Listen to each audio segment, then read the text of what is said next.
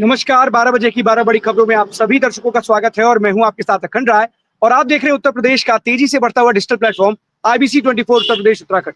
12 बजे की महत्वपूर्ण खबरों की शुरुआत करते हैं। आपको बता दें कि आज सर्वदलीय बैठक चल रही है और ऑपरेशन सिंदूर के बारे में जो रक्षा मंत्री राजनाथ सिंह, वो सभी दलों के जो नेता हैं, उनके साथ इस बैठक में ऑपरेशन सिंदूर की डिटेल बताएंगे। आपको बता दें कि ऑपरेशन सिंदूर ने ना सिर्फ पाकिस्तान बल्कि पूरे विश्व में एक मैसेज दिया है कि भारत अपनी रक्षा स्वयं कर सकता है और अगर इस तरीके की आतंकवादी गतिविधियों को अंजाम दिया जाएगा तो जिन्होंने भी इस आतंक के पनाहगार हो या आतंकियों का समर्थन करने वाले हो, उनको माकूल जवाब दिया जाएगा। और इसी कारण कहीं ना कहीं अब जो पाकिस्तान है वो तिलमिलाया हुआ है। लेकिन आज सभी दलों के सर्वदलीय बैठक में इस पूरे ऑपरेशन की जानकारी दी जाएगी और कहीं ना कहीं जिस तरीके से ये ऑपरेशन सिंदूर चलाया गया है भारतीय सेना की तरफ से, कहीं ना कहीं इसकी पूरी जो तारीफ है वो पूरे देश में हो रही है और सभी, या यूं कहें कि पूरे देश की जो जनता है, उनकी तारीफों के पुल या उनकी तारीफ करते हुए नहीं थक रहे हैं। लोगों में जोश है और लोगों का जोश हाई भी है, क्योंकि जिस तरीके से पाकिस्तान के अंदर घुस करके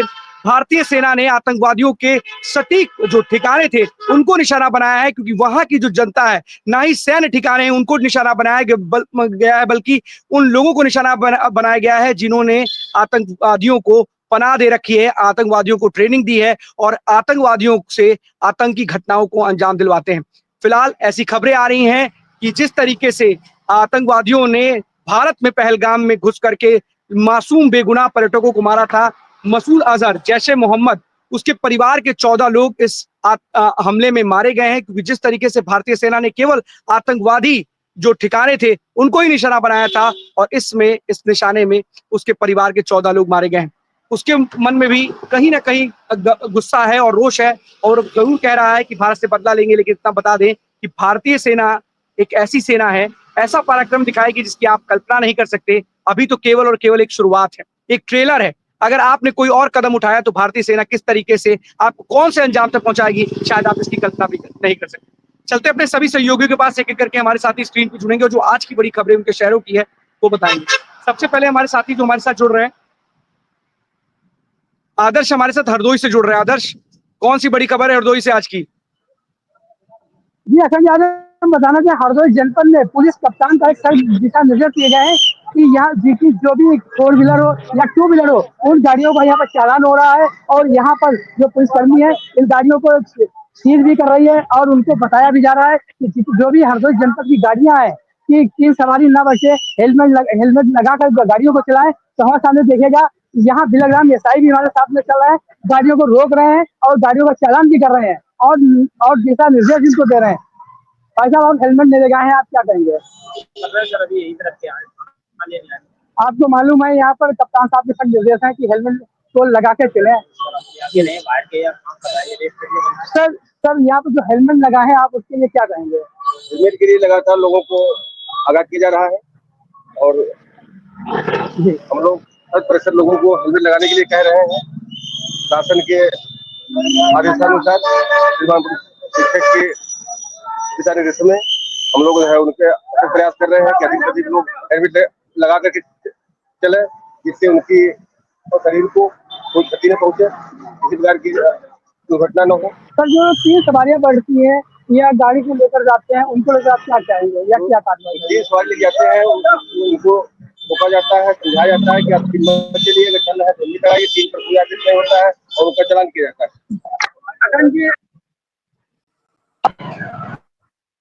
सबसे बड़ी बात है आदर्श, एक चीज समझ में आती है कि लोगों को जागरूक किया जा रहा है और जागरूक इसलिए किया जा रहा है कि हेलमेट पहने। लेकिन अभी जैसा कि आप एक व्यक्ति से सवाल पूछ रहे थे, उन्होंने बोला बस यहीं तक जा रहे हैं। अरे एक्सीडेंट हो जाएगा तो यहाँ तक और वहां तक जाने की जरूरत ही नहीं पड़ेगी, कहाँ आप चले जाओगे?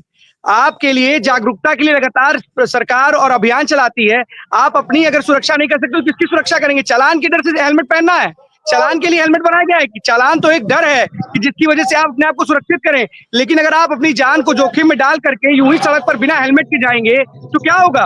आपके लिए कितनी बार जागरूकता अभियान चलाए जाएंगे, कितनी बार आपको पुलिस रोकेगी? आप लोगों को ना जाने क्या हो गया है, लगातार अभियान चलाए जा रहे हैं, लगातार इस बात के हर जगह पर विज्ञापन दिए जाते हैं कि बिना हेलमेट के ना निकले। उसके बावजूद भी आलम यही है कि पुलिस खड़े होकर के चालान काट रही है। क्या करेंगे? जनता को कुछ समझ ही नहीं है इसका मतलब। अखंड जी हमारे साथ टेलीग्राम पे एसआई खड़े हैं, आप उनसे मृत्युंजय जी सर जो आप कर सकते जी अखंड जी बस सर यहाँ पर जो गाड़ियाँ चालान हो कर रहे हैं आप और जो उसके बावजूद भी लोग नहीं मान रहे हैं उसके लिए सर आप क्या कहेंगे? इस पर हम लोग लगातार आगाह कर रहे हैं जनता को, उनकी आप लोग हेलमेट लगा के चलिए, हेलमेट लगा के चलिए, और लगातार अगर नहीं चले तो उनको उनकी चालान हमारी तरफ से चालान लगातार किया जा रहा है और उनको आगाह किया जा रहा है कि आप हेलमेट लगा करके ही चलें, बिना हेलमेट का आप घर से न निकले। सर अभी तक कितने चालान किए होंगे आप? अभी तो कम से कम मैं 1,000 वाहनों का चालान कर चुका हूँ, करीब एक डेढ़ माह में। अखंड जी चालान होने चाहिए। दिक्कत यही है ना कि चालान कट जाएगा, लोग चालान भर देंगे या कहेंगे जाके छुड़वा लेंगे। अगर यही चालान की राशि कुछ ऐसी हो जाए जो भरवाने में कष्ट हो, तो शायद मुझे लगता है कि इन लोगों को हेलमेट लगाना समझ में आएगा कि हेलमेट लगाना कितना अनिवार्य है। अरे आपकी सुरक्षा के लिए हेलमेट है, चालान के लिए थोड़ी ना है कि चालान आप छुड़वाने के लिए हेलमेट नहीं पहन के जा रहे हो। आप लोगों को बार बार समझ में नहीं आता, बार बार शासन सरकार लगातार इस तरीके से, पुलिस प्रशासन आपको बार बार समझाता है, आगाह करता है कि भैया आपकी सुरक्षा के लिए कितना महत्वपूर्ण हेलमेट है, लेकिन आप लोग हैं चालान की डर से आप हेलमेट पहनना चाहते हो, लेकिन अपनी सुरक्षा के लिहाज से आपको हेलमेट की आवश्यकता नजर नहीं आती। बहुत बहुत धन्यवाद आपका इस तमाम जानकारी के लिए आदर्श। ज्ञानेंद्र हमारे साथ जुड़े हैं प्रतापगढ़ से। ज्ञानेंद्र, कौन सी बड़ी खबर है प्रतापगढ़ से? बिल्कुल अखंड, देखिए प्रतापगढ़ से खबर एक बड़ी है क्योंकि एक बीजेपी नेता है, अपने आप को बीजेपी नेता कहते हैं और उनका नाम रमाशंकर सिंह उर्फ डब्बू सिंह है और देश सेवक के नाम से वो कहते हैं कि मैं देश सेवक हूँ। फिलहाल जिस तरीके से एक वीडियो उनका सोशल मीडिया पे लगातार वायरल हो रहा है, वो अपने शोरूम के बाहर खड़े होकर के हर्ष फायरिंग कर रहे हैं।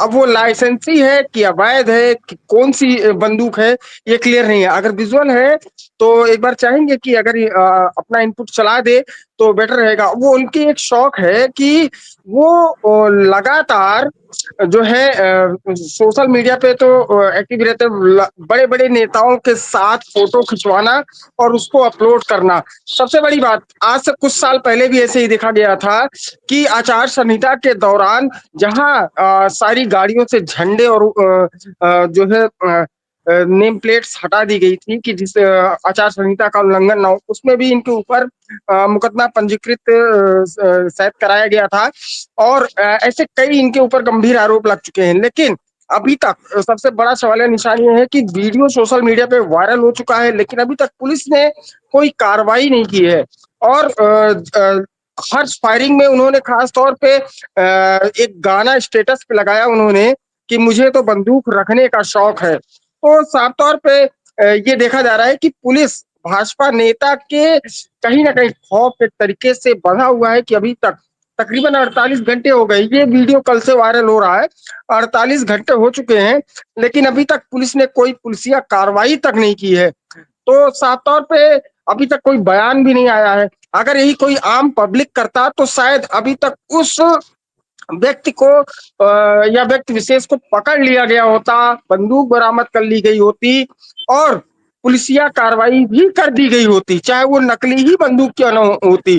फिलहाल उस फायरिंग में साफ तौर पे देखने को मिल रहा है कि किस तरीके से बंदूक के अंदर से धुआं निकल रहा है, किस तरीके से बंदूक खड़े होकर के शोरूम के बाहर। और सोचिए सबसे बड़ी बात यह है कि जहां ये हर्ष फायरिंग कर रहे हैं वो प्रयागराज टू अयोध्या राजमार्ग है और चालू रोड है। अगर इनसे थोड़ी सी भी बंदूक छटकती तो इधर उधर होती तो वहां से जो गाड़ियां गुजरी उस पे भी ये लग सकती थी, लेकिन पुलिस ने अब बगल ही पेट्रोल टंकी है, दो पेट्रोल टंकियां भी है, मुश्किल से 30 मीटर भी नहीं होगा उस टंकी की दूरी, और खुलेआम हर्ष फायरिंग की जा रही है, स्टेटस लगाए जा रहे हैं, लेकिन पुलिस अभी तक कोई कार्रवाई नहीं कर रही। क्या भाजपा की सरकार होने के कारण और भाजपाई होने के कारण कार्रवाई नहीं की जा रही है? ये बड़ा सवाल निशान अखंड खड़ा हो रहा है पुलिस के ऊपर भी। यानी दिक्कत ये है ना कि देखिए, ये लोग जो हैं, ये बीजेपी के नेता, सपा के नेता या किसी भी दल के नेता हो, कोई भी लोग हो, ये हथियार अपनी सुरक्षा के लिए मांगते हैं कि हमें अपनी सुरक्षा चाहिए, लेकिन इनका जो असली इरादा है वो केवल केवल यही केवल दिखावेबाजी है, हर्ष फायरिंग करना है। अरे हर्ष फायरिंग के चक्कर में कितने लोग की जान चली जाती है, समझ में नहीं आता है आपको। और अगर पुलिस इस तरीके से एक बीजेपी नेता होने के नाते इनके खिलाफ कार्रवाई नहीं कर रही है तो बिल्कुल सवाल खड़े होंगे। प्रतापगढ़ पुलिस हो चाहे कोई भी हो, बीजेपी के नेता, सपा का कांग्रेस का नेता क्या होता भाई? नेता नेता है, व्यक्ति व्यक्ति है और अपराधी है। अगर इस हर्ष फायरिंग में कोई भी व्यक्ति अगर इस तरीके से किसी की जान चली जाती, कुछ हो जाता, कोई घायल हो जाता, तब आप जागते क्या? और अगर वीडियो साफ तौर पर संलग्न है, वो सबूत के तौर पर है, तो उनके खिलाफ तो कार्रवाई बनती है। अगर 48 घंटे हो गए तो अभी तक क्या कर रहे हैं आप? ऐसे ही हर्ष फायरिंग चलते रहेंगे। इनका ही देखा देखी प्रतापगढ़ के और लोग, वैसे भी प्रतापगढ़ तो माना जाना जाता है, आपको पता ही प्रतापगढ़ की किस उपाधि से लोग जानते हैं पूरे प्रदेश में। प्रतापगढ़ को कौन सी उपाधि मिली हुई है?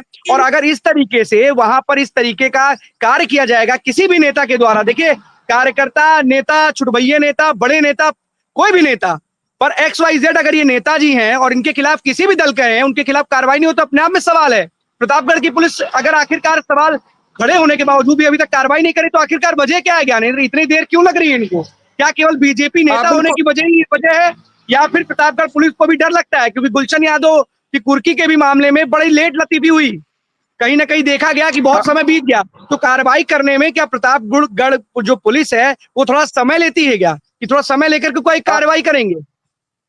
बिल्कुल अखंड, देखिए मेरे पास 2-4 फोटो है, मैंने इनपुट को भेजा हुआ है। वो 2-4 फोटो अगर क्लिक हो जाते हैं, सामने दिख जाते हैं, तो साफ तौर पे दिख रहा है कि वो हनक सिर्फ फोटो के ऊपर चलाता है कि उसकी फोटो ब्रिजेश पाठक के साथ में है, उसकी photo deputy CM Keshav Prasad Maurya के साथ में है, दयाशंकर सिंह के साथ में है। तो वो फोटो के आधार पे हनक दिखाता है और लगातार ऐसे मैं फिर रिपीट कर रहा हूँ कि वहां से मात्र 30 से 40 मीटर की दूरी पे पेट्रोल टंकी है, अयोध्या राजमार्ग है, वहां अगर बंदूक ऊपर नीचे, सुप्रीम कोर्ट की गाइडलाइन है कि आप हर फायरिंग पे साफ तौर पे रोक लगाई गई है। देखे गए हैं लाइसेंस ऐसे निरस्त कई कर देना चाहिए। अगर इनके पास लाइसेंस है ज्ञानेंद्र तो इनका लाइसेंस निरस्त कर देना चाहिए। हर्ष फायरिंग के लिए होता है क्या लाइसेंस? अगर आपको कोई भी आपको पास सुरक्षा के लिए आपको मिला हुआ है, ये अपनी सुरक्षा में कि दिखावे में आप हर्ष फायरिंग करेंगे? क्या है आप? पहली बात तो क्यों करेंगे हर्ष फायरिंग? अखंड अखंड सबसे बड़ा सवाल निशान ये है कि इनके पास मेरी जो जानकारी है कि अभी तक कोई भी लाइसेंसी बंदूक नहीं है। तो सबसे बड़ी बात तो जांच का विषय तो यही बनता है कि किसकी वो बंदूक है। और दूसरी बात, क्या ये खुलेआम कैसे हर्ष फायर कर रहे हैं? एक मानक होता है, लेकिन इन्होंने खुलेआम, वो भी हाईवे पर, जिस तरीके से इन्होंने फायर किया है, बंदूक की नोक पर इन्होंने रील लगाई है। और पुलिस 48 घंटे के ऊपर भी हो चुके। प्रतापगढ़ पुलिस वैसे भी विख्यात है किस रूप में कि 72 घंटे बाद गुलशन यादव के ऊपर कार्रवाई की। फिलहाल प्रतापगढ़ पुलिस अभी तक कोई भी एक छोटा सा एक लाइन का कोई उनका बयान तक नहीं आया है।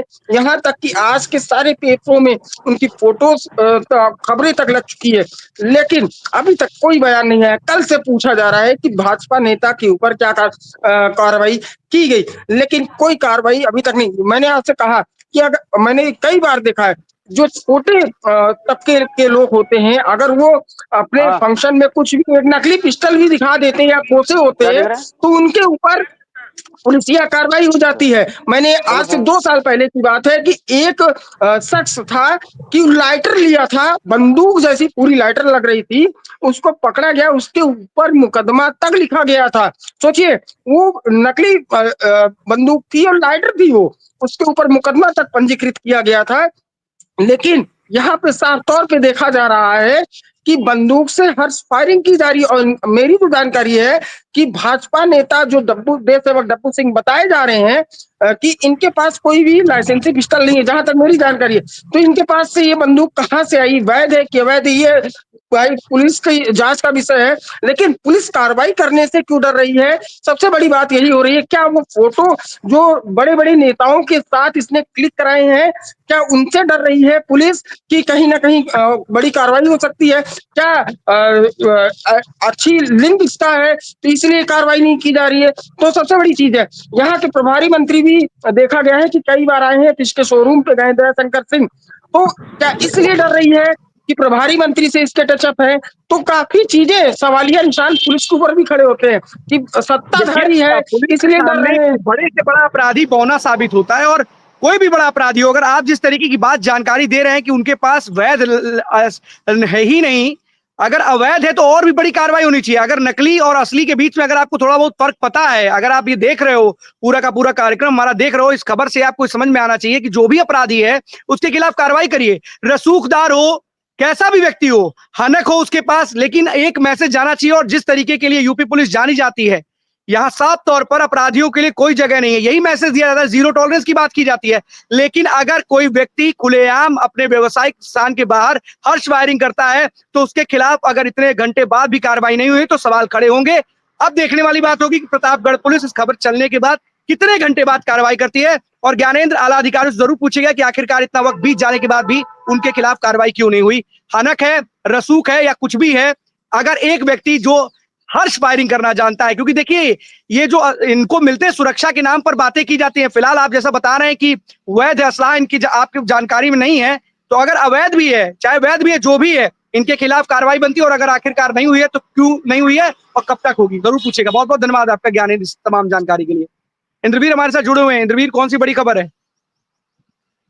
देखिए अखंड, आपको बता दें कि मामला पूरा जो है सरैनी थाना क्षेत्र के अंतर्गत आता है। हमारे पास एक तस्वीर है, हम चाहेंगे वो तस्वीर एक बार दिख जाए, क्योंकि जिस तरीके से ये मामला निकल कर सामने आया है, ये एक बड़ा ही संजीदा मामला है। और इसको लेकर के सरैनी पुलिस ने जो है, जब ग्रामीणों ने जो है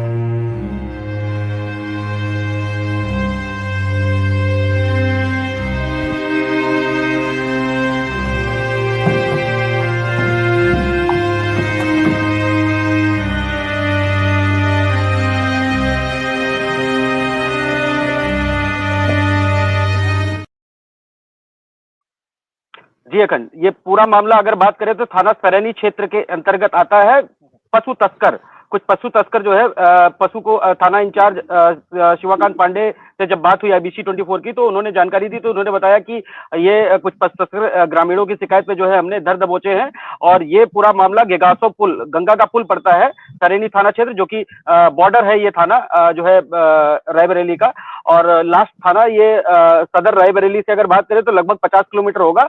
और ये विधानसभा भी लगता है सरैनी, तो वहां का मामला है। और जिस तरीके से ये 74 छोटे बड़े पशु मिलाकर के मिले हैं, इसमें कोई ऐसा गौ तस्कर नहीं थे, लेकिन ये पशु तस्कर हैं। और ये पशु तस्कर ऐसे हैं जो ले जाके जो है इनको शायद बेच देते हैं, या इसके अवैध तरीके से ये ले जा रहे थे। और ये जानकारी मिली है कौशाम्बी से बाराबंकी ले जाते हुए, जब ग्रामीणों को भनक लगी तो ग्रामीणों ने ये ट्रक रुकवाया। ट्रक रुकवा कर उन्होंने पुलिस को सूचना दी। पुलिस मौके पर पहुंची और मौके पर पहुंचने के साथ पुलिस ने पशुओं को रिहा किया है और कब्जे में लिया है पूरा ट्रक। और उसके साथ साथ 3 लोगों को, ड्राइवर के साथ 3 लोगों को, जो खरीद फरोख्त इनके करने वाले लोग थे, उनको जो है 3 लोगों को गिरफ्तार किया है। और गिरफ्तार कर मुकदमा पंजीकृत किया है। उसके बाद उनको जेल भेजने की कार्रवाई की जा रही है। और जिस स्तर पे ये पशु तस्कर थे, जिसमें कुछ पशुओं के पैर टूटे हुए हैं, कुछ के, ये तो ये बड़ी कार्रवाई है सरैनी पुलिस की, जिस तरीके से ये कार्रवाई की गई है। अखंड, बिल्कुल इंद्रवीर, पशु तस्करी को लेकर के जिस तरीके से लगातार मामले देखने को मिलते हैं, बस्ती से भी ऐसी बहुत सारी खबरें आई और पूरे प्रदेश में, लेकिन जब से CM योगी बने हैं तो इन खबरों पर कहीं ना कहीं लगाम जरूर लगी और इनके जो हौसले हैं वो पस्त जरूर हुए हैं। लेकिन हाल फिलहाल में ये घटनाओं में कुछ बढ़ोतरी देखी जा रही है और एक बार लग रहा है फिर से कि जो पशु तस्कर है वो एक्टिव है। कहीं ना कहीं इनके खिलाफ एक बड़े अभियान की क्या जरूरत है, क्योंकि अगर पुलिस एक्टिव ना होती तो शायद ये अपने गंतव्य तक इनको लेके जा चुके होते। आखिरकार जब पुलिस ने इनको पकड़ा इंद्रवीर, तो इन्होंने बोला क्या? क्योंकि कई बार जो ये पशु तस्कर होते हैं ये बोल करके बच जाते हैं कि हम तो इनको फलाना मेले में लेके जा रहे थे, बेचने के लिए ले जा रहे थे, गांव में लेके जा रहे थे। क्या कुछ कहा है पुलिस की जो शुरुआती जांच पड़ताल है? क्या कुछ खुलासा इनकी तरफ से किया गया है? क्या कुछ इन लोगों ने कहा है पुलिस की जो भी इन्होंने पूछताछ की है उसमें? देखिए अगर आपको बता दें, जिस तरीके से आप कह रहे हैं सही है, लेकिन अभी तक फिलहाल इनके जो हत्थे लगे हैं वो सिर्फ और सिर्फ ड्राइवर और कंडक्टर हैं, जो गाड़ियों को अपलोड कर देते हैं। जैसे जो पशु व्यापारी है, ये पर्टिकुलर मौके पे पाए नहीं जाते, ये भाग जाते हैं। और अभी तक ऐसा कोई व्यापारी या उस तरीके का कोई मेन आदमी नहीं मिला, पुलिस का कहना है। और उनकी भी तलाश जारी है। अभी 3 लोगों के खिलाफ मुकदमा दर्ज कर जेल भेजने की कार्रवाई की जा रही है और आगे इसमें पूछताछ जारी है। चूंकि 74 छोटे बड़े मिलाकर 74 पशु जो है उसमें ट्रक में बरामद हुए हैं, जिनके पैर तोड़ दिए गए थे, उनको अपाहिज कर दिया गया था। ऐसे कुछ जानवर थे उसपे जो है, और इसमें बड़ी कार्रवाई की जाएगी सरैनी थाना पुलिस की तरफ से और रायबरेली पुलिस की तरफ से भी। जिस तरह से रायबरेली पुलिस जो है काम कर रही है, उसको लेकर के कहीं ना कहीं इनको बख्शा नहीं जाएगा और इनको बुला करके जो भी इनके रहे होंगे। फिलहाल जानकारी यही है कि ये कौशाम्बी से बाराबंकी के लिए तरफ जा रहे थे, जहां पे इनको गंगा पुल पे ही ग्रामीणों ने जब शिकायत करी तो पुलिस ने धर दबोचा। जी हाँ बिल्कुल इंद्रवीर, बेजुबानों के साथ इस तरीके का जुल्म जो करते हैं ये लोग, इनके साथ भी कुछ ऐसा ही व्यवहार करना चाहिए कि आगे किसी भी बेजुबान के साथ इस तरीके की हरकत ना कर पाए। क्योंकि ऐसे लोग समाज में दूषित मानसिकता वाले लोग हैं और अपने कुछ फायदे के लिए जो बेजुबान हैं की तस्करी करके लेके जाते हैं, उनके साथ क्या कुछ करते हैं सबको पता है। लेकिन इनको सबक सिखाने की जरूरत है और ऐसे पशु तस्करों के खिलाफ ऐसी कड़ी कार्रवाई करनी चाहिए कि आजीवन ये भूल ना पाए। बहुत बहुत धन्यवाद आपका तमाम जानकारी के लिए इंद्रजीत। ब्रिजेश हमारे साथ जुड़े हुए सिद्धार्थनगर से। ब्रिजेश, कौन सी बड़ी खबर है सिद्धार्थनगर से? जी बिल्कुल, मैं अखंड आपको बता दूं कि एक तरफ केंद्र सरकार के द्वारा महात्मा गांधी राष्ट्रीय रोजगार गारंटी योजना के अंतर्गत हर व्यक्ति को 100 दिन का रोजगार सरकार देने की काम करती है, लेकिन ये भनवापुर विकास खंड के अंतर्गत ग्राम पंचायत एक डोकम अमया है, जहां 14 और 15 साल की बच्चियों से जो है मनरेगा का काम कराया जा रहा है। मेरे द्वारा इनपुट को एक वीडियो दिया गया है, अगर एक बार वीडियो दिखाया जाए कि वीडियो के माध्यम से उन बच्चों का बयान किया गया है कि ग्राम प्रधान के द्वारा जिस तरीके से उन बच्चियों से काम कराया जा रहा है, जो कि जहाँ एक तरफ सरकार हर जगह लोगों को जागरूक करती है, विद्यालयों पर एक स्लोगन होता है पढ़े बेटियां, लड़कियों को साक्षर बनाने की सरकार कवायद शुरू की है, लेकिन यहाँ ग्राम प्रधान जो है अपने निजी फायदे के लिए उन ऐसे बच्चों को मनरेगा में लगा दिया गया जिन बच्चों को आज कॉपी और किताब हाथ में होना चाहिए था। इतनी अधिक तपती धूप में भी उन बच्चियों से जो है मनरेगा में काम कराया जा रहा है।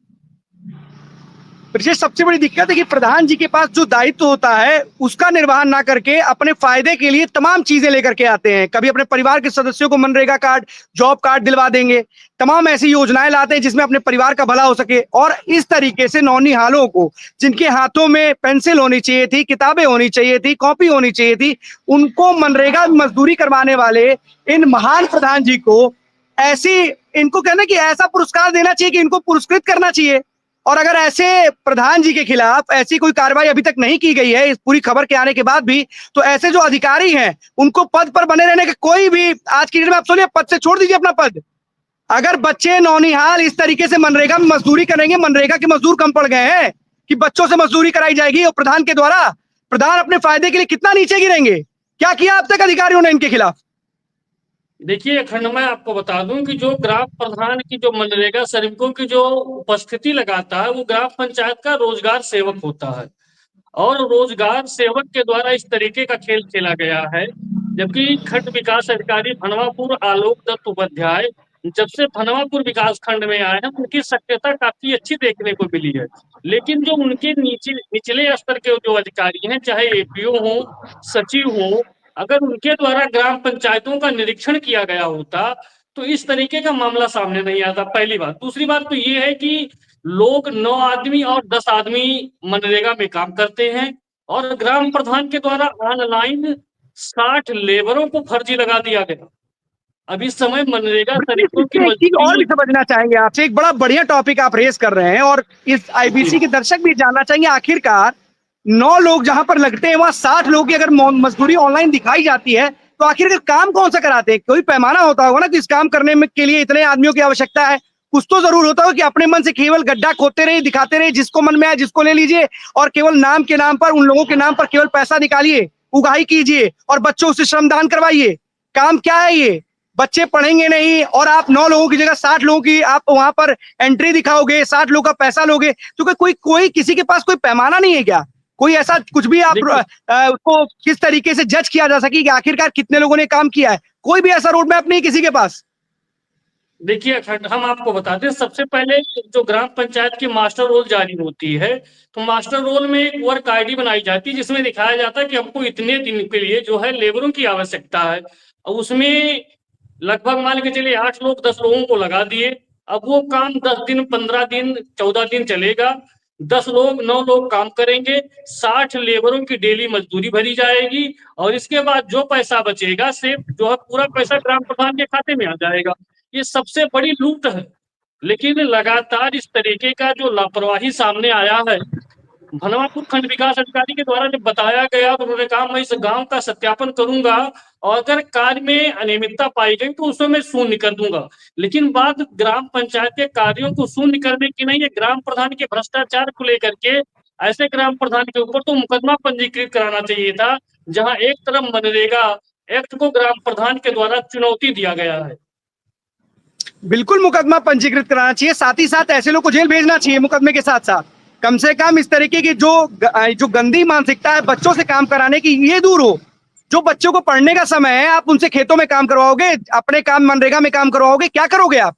और दूसरी चीज, अगर वहां के अधिकारी हैं उनको इस बात की जानकारी नहीं है कि 9 आदमियों की जरूरत है, 9 आदमी काम करे और 60 लोग का पेमेंट हो रहा है, तो कहीं ना कहीं भ्रष्टाचार एक बहुत बड़ी मिलीभगत से। और मैं एक बात बता दें, किसी एक अधिकारी के अच्छे होने से फर्क नहीं पड़ेगा ब्रिजेश, अगर नीचे से लेकर के ऊपर तक लोग नहीं मिलेंगे तो। सबसे बड़ी समस्या क्या है कि अगर लीडर चाहे और नीचे के लोग काम नहीं करेंगे तो आप कभी भी नहीं सुधार पाओगे चीजों को। एक अधिकारी चाहता है लेकिन अगर नीचे के लोग काम करना नहीं चाहते तो कभी काम नहीं हो सकता। और शायद ये देखने को मिल भी रहा है कि एक आदमी काम करना चाहता है लेकिन सारे के सारे वही हैं, भ्रष्टाचारी हैं।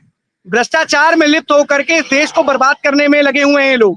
प्रधान जी को अपना अपना घर बनाना है, प्रधान को अपनी जेब भरनी है, अपना बैंक अकाउंट भरना है, लेकिन कम से कम उन मजदूरों के नाम पर इस तरीके की ठगी तो ना करिए। कम से कम आप 9 लोगों के काम के चक्कर में आप 60 लोगों के लेबर का पैसा ले रहे हो आप। तो इस तरीके से जो चीजें निकल करके सामने आती है, सरकार को ऐसे लोगों के खिलाफ कठोर कार्रवाई करनी चाहिए। कहीं ना कहीं कोई जांच टीम जरूर बैठानी चाहिए जो समय समय पर इन प्रधानों की जांच करे कि जॉब कार्ड अपने घर वालों का बनवा देते हैं, अपने लोगों को ही मनरेगा में एंट्री करा देते हैं।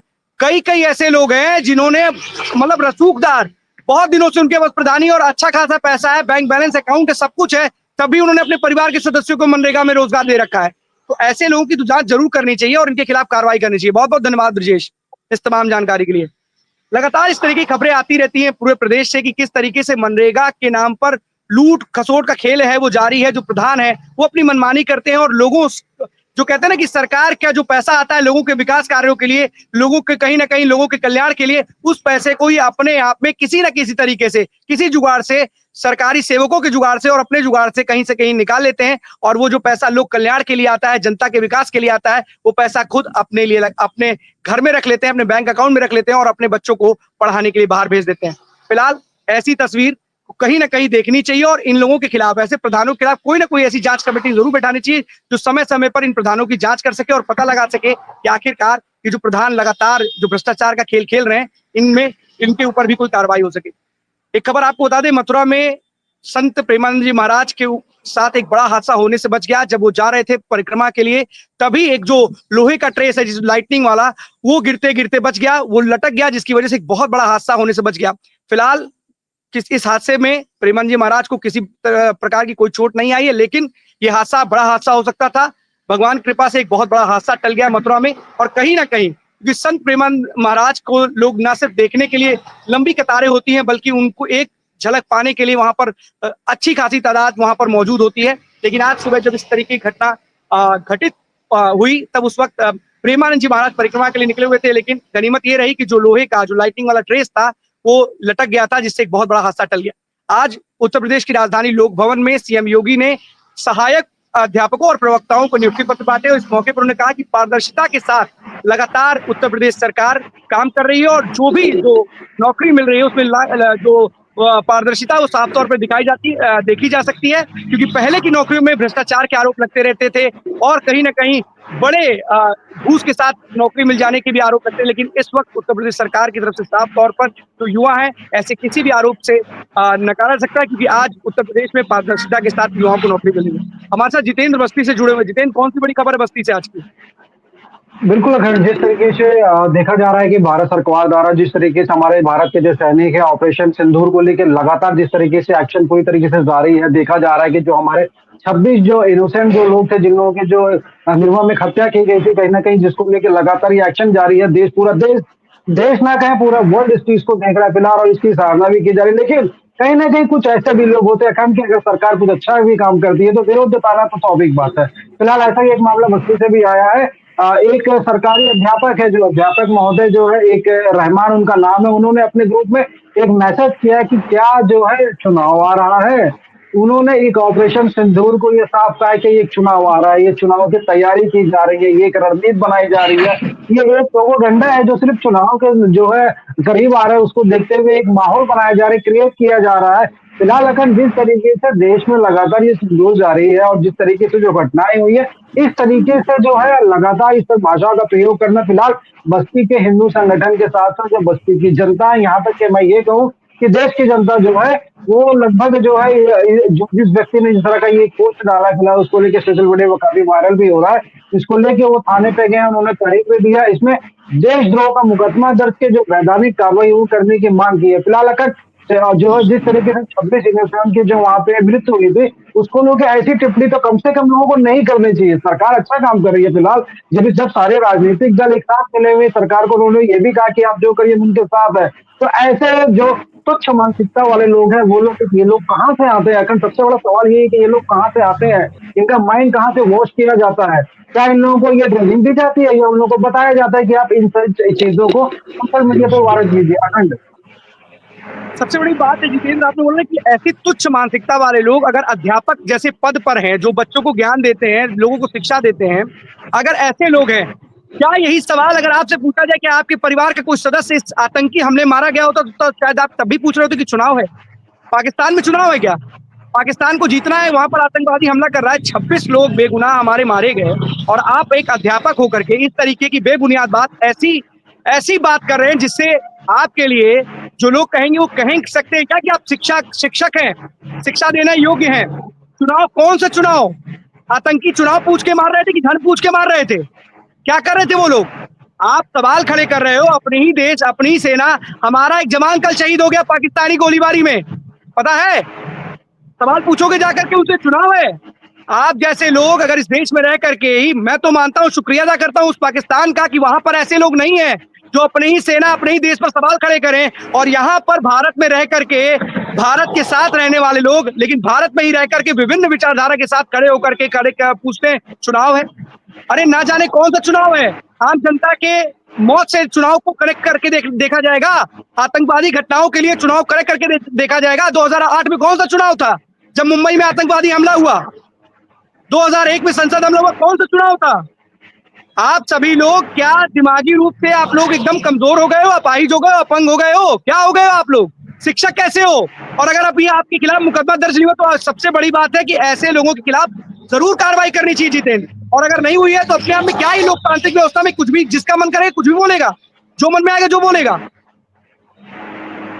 बिल्कुल अखंड, फिलहाल बजरंग दल के जो कार्यकर्ता है, उन लोगों ने थाने पे तहरीर दी है, और फिलहाल इसमें जो है मुकदमा दर्ज करके कार्रवाई करने की भी मांग की है। लेकिन सबसे बड़ा सवाल अखंड अब भी ये है कि ये मानसिकता कहाँ से आती है? क्या देश प्रेम नहीं है उनके पास? जिस तरह कैसे पाकिस्तान के लोगों को देखा जा रहा है, वहाँ की जो जनता वहाँ पे एक वीडियो प्रॉपर वहां से वो बना के शेयर कर रही है, जो कि पूरे देश में वायरल हो रहा है लगातार। वो बता रहे हैं कि भारत स्वयं जो है उनके 26 जो उनके जो है गोला बारूद है, वो भारत, सॉरी, पाकिस्तान में आके जो है कितने लोगों का वहां नुकसान पहुंचाया गया, क्या क्या चीजें वहां पे बंद हो गई है। लेकिन क्या पाकिस्तान के जो लोग हैं, वहां की जनता अगर ये वीडियो बना के वायरल कर सकती है, तो क्या भारत की जनता, भारत के ऐसे लोग जो यहाँ पे हैं, जो भारत की वाहवाही करते हैं, लेकिन जो कुछ ऐसी मानसिकता वाले दिक्कत है ना, यहाँ के तो लोग जो ऐसे सवाल उठाते हैं, यही जो वीडियो जो यहाँ सवाल उठाते हैं, यही पाकिस्तान में चलते हैं और उन्हीं को आधार बनाया जाता है, क्योंकि यहाँ के बुद्धिजीवी लोग, बुद्धिजीवी वर्ग इस तरीके के लगातार सवाल खड़े करता रहता है। एक आतंकवादी घटना को आप किसी से भी कनेक्ट कर दोगे, एक अपराधी से किसी से भी कनेक्ट कर दोगे। पता नहीं क्या हो गया है इन लोगों को, समझ में नहीं आता। अपराधियों और आतंकियों के खिलाफ भारत की सेना ने ऑपरेशन चलाया है, वहां के नागरिकों और सैन्य आर्मी के खिलाफ नहीं चलाया है। आपके यहाँ तो जो पाकिस्तान के जो आतंकी ठिकानों में जो आतंकियों को ट्रेनिंग दी जाती है, हेडली को ट्रेनिंग दी गई, कताब को ट्रेनिंग दी गई, जिन्होंने हमारे मासूम निहत्थे नागरिकों को मारा है, उनको ट्रेनिंग दी गई, उन ठिकानों को नेस्ते नाबूद किया है। किसी आर्मी कैंप को निशाना बनाया है, आम नागरिकों को निशाना बनाया है। कौन सा चुनाव है? ऐसे लोग के खिलाफ ना जाने क्यों नहीं कार्रवाई होती है। इनके खिलाफ मुकदमा दर्ज होना चाहिए। ऐसे लोग जो लगातार समाज में कहीं ना कहीं नफरत फैलाने का काम कर रहे हैं। आप रहे भारत में रहे हो, लेकिन आपकी बातें, आपकी सोच, आपकी कहा की है, साफ तौर पर दर्शाती है आपकी सोच और मानसिकता को।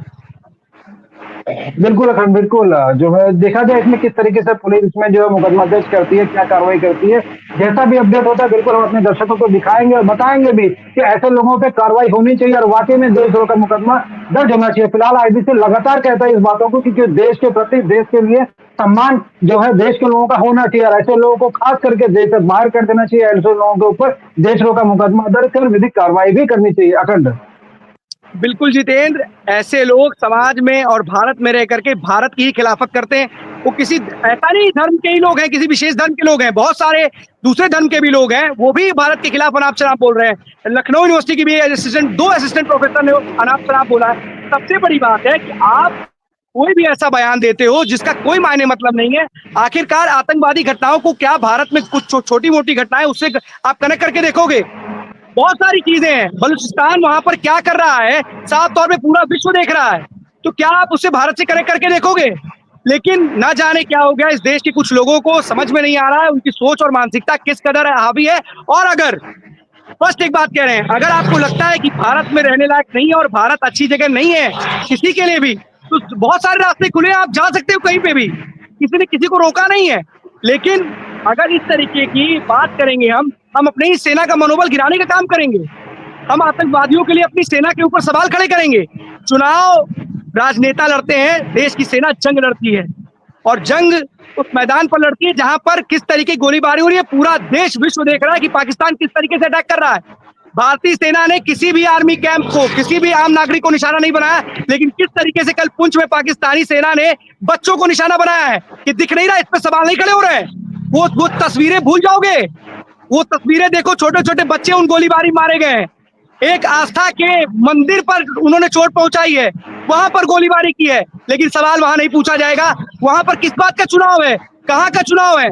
लेकिन फिलहाल आप जैसे लोग, आप जैसी मानसिकता, भगवान करे आपको सद्बुद्धि आए और आप कुछ अच्छा सोच सके। धर्म विशेष से आप जैसे लोग जब जुड़ते हो, बोलते हो, तो कोई ना कोई किसी को धर्म से जोड़ देता है, धर्मनिरपेक्ष बताता है, लिबरल बताता है, दुनिया भर की बातें कहता है, लेकिन आपकी मानसिकता बिल्कुल भी दूषित मानसिकता है। आप लोग केवल और केवल सवाल खड़े कर सकते हो, लेकिन हमारी आर्मी स्पष्ट ये बता चुकी है, पूरी दुनिया को बता चुकी है कि हम जब जवाब देंगे तो माकूल जवाब देंगे, और आप जो आतंक के पनाहगार हैं और आतंकी ठिकाने हैं उनको नेस्ते नाबूद कर देंगे। बहुत बहुत धन्यवाद आपका इस तमाम जानकारी के लिए। जितेंद्र एसपी सिंह हमारे साथ जुड़े सुल्तानपुर से, कौन सी बड़ी खबर है एसपी? सुल्तानपुर जनपद में सिंदूर ऑपरेशन जो पाकिस्तान में जाके किया गया, जगह जगह जो है मिष्ठान वितरित किया जा रहा है और हर जगह जो है हर्षोल्लास के उस पर जगह जगह मनाया जा रहा है। वहीं भारतीय सेना के जवानों के परिवार के साथ मिलकर के खुशी जाहिर की जा रही है कि इतना बड़ा जो है ऑपरेशन सफलतापूर्वक से किया गया। ये एक देश के लिए बहुत बड़ी गर्व की बात है। बिल्कुल गर्व की बात है, इनसे भी सीखिए। आप जहां भी हैं, बस्ती से जुड़े हुए अध्यापक महोदय, लखनऊ से जुड़े हुए अध्यापक महोदय, कि लोग सेना के ऑपरेशन की तारीफ कर रहे हैं, वो अपनी जान पर खेल करके हमारी और आपकी सुरक्षा करते हैं, लेकिन आपकी इस तरीके की बयानबाजी उनके मनोबल को तोड़ने का काम करती है। पाकिस्तान से सीखने की जरूरत है कि वहां की आवाम वहां की सेना के साथ है, यहाँ तक कि उनकी फौज तो आतंकवादियों के साथ भी है, लेकिन यहाँ के लोग हमारी सेना के साथ नहीं खड़े होकर के ना जाने कौन सी मानसिकता के साथ खड़े, किसके लिए खड़े, भगवान ने ना जाने को कब बुद्धि इनको आएगी, तब समझ में आएगा इनको। आतंकवादियों के खिलाफ ये लड़ाई है, आम नागरिक के खिलाफ लड़ाई नहीं है। आतंकवादियों ने धन पूछ करके हमारे देश में उन निहत्थे मासूम बेगुनाह लोगों को मारा, उन लोगों के सिंदूर उजाड़ दिए जो 6 दिन 15 दिन के, जिन्होंने 2 महीने जिनकी शादी को हुए थे। क्या बीतेगी उनके ऊपर, कभी कल्पना की है? लेकिन सवाल ऐसे खड़े करोगे कि चुनाव है और तमाम उल्टी सीधी अनाप शनाप जो भी मन में आएगा बोलोगे। लोकतंत्र में बिल्कुल भी जायज नहीं है। लोकतंत्र में आपको फ्रीडम ऑफ स्पीच ये नहीं कहती है कि जो भी मन में आए आप वो बोलिए, देश के विरुद्ध में बोलिए, जो मन में आए अनाप शनाप बोलिए।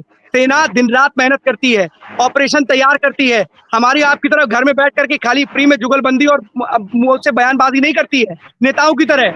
उन्हें आकर के धरती पर, धरातल पर आके लड़ना होता है, उन्हें पूरी प्लानिंग करनी होती है और उनको देखना भी होता है कि कोई आम नागरिक ना मारा जाए इन हमलों में। सबकी तैयारी करनी पड़ती है, लेकिन समझ नहीं है, ना जाने कब ये कैसी ऐसी बातें बोल सकते हैं, समझ में नहीं आता। ना जाने कैसे ये लोग इस देश में रहकर इस देश की खिलाफत करने में लगे हुए हैं। चुनाव अपनी जगह है और राजनीति अपनी जगह है। सबसे बड़ी बात है कि जंग के मैदान में जंग जो लड़ता है वो सेना का जवान लड़ता है, कोई राजनीतिक दल नहीं लड़ता, कोई राजनेता नहीं लड़ता है। ना जाने आप शिक्षक होकर के भी ये बात आपको कब समझ में आएगी, लेकिन आपको समझना चाहिए और सीखना चाहिए कि किस तरीके से पूरे देश में खुशी का माहौल है और बदला लिया है उन 26 बेगुनाह लोगों का जिन्होंने जिन आतंकियों ने जिनको मौत के घाट उतार दिया था धर्म पूछ करके। सवाल खड़े होते हैं उनके ऊपर, और अगर आप उनके समर्थन के लिए इस तरीके से बेतुके सवाल पूछेंगे तो आप किससे ही लोग सवाल पूछेंगे, भारत की जनता सवाल पूछेगी। बहुत बहुत धन्यवाद आपका इस तमाम जानकारी के लिए एसपी सिंह। तो 12 बजे 12 बड़ी खबरों में आज के लिए बस इतना ही। कल हम आपके सामने फिर से होंगे। आज तब तक के लिए दीजिए हमें इजाजत।